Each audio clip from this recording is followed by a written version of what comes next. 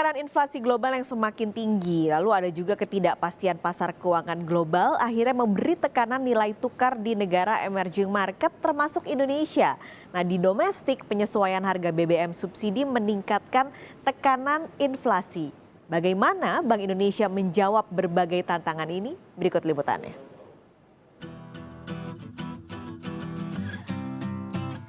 Bank Indonesia menaikkan BI 7-day reverse repo rate sebesar 50 basis poin menjadi 4,25%, suku bunga deposit facility sebesar 50 basis poin menjadi 3,5%, dan suku bunga lending facility sebesar 50 basis poin menjadi 5%. Keputusan kenaikan suku bunga tersebut sebagai langkah front-loaded, preemptive, dan forward-looking untuk menurunkan ekspektasi inflasi dan memastikan inflasi inti kembali ke sasaran 3% plus minus 1% pada paruh kedua tahun 2023, serta memperkuat kebijakan stabilisasi nilai tukar rupiah agar sejalan dengan nilai fundamentalnya akibat tingginya ketidakpastian pasar keuangan global di tengah peningkatan permintaan ekonomi domestik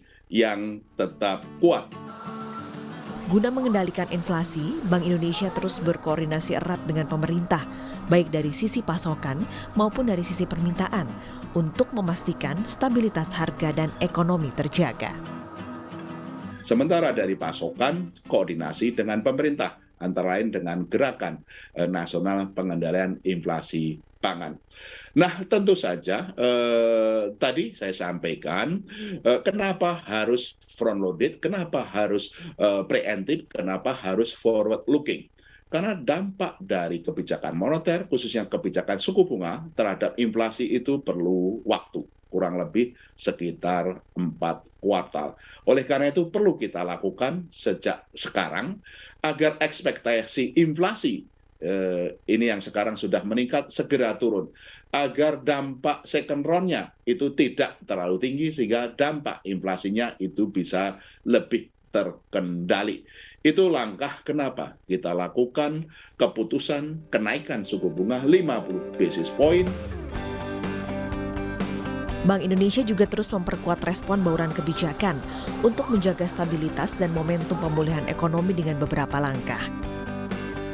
Pertama, memperkuat operasi moneter melalui kenaikan struktur suku bunga di pasar uang sesuai dengan kenaikan suku bunga BI 7-day reverse repo rate.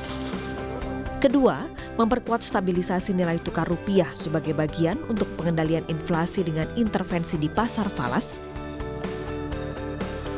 Ketiga, melanjutkan penjualan atau pembelian SBN di pasar sekunder atau operation twist untuk memperkuat stabilisasi nilai tukar rupiah.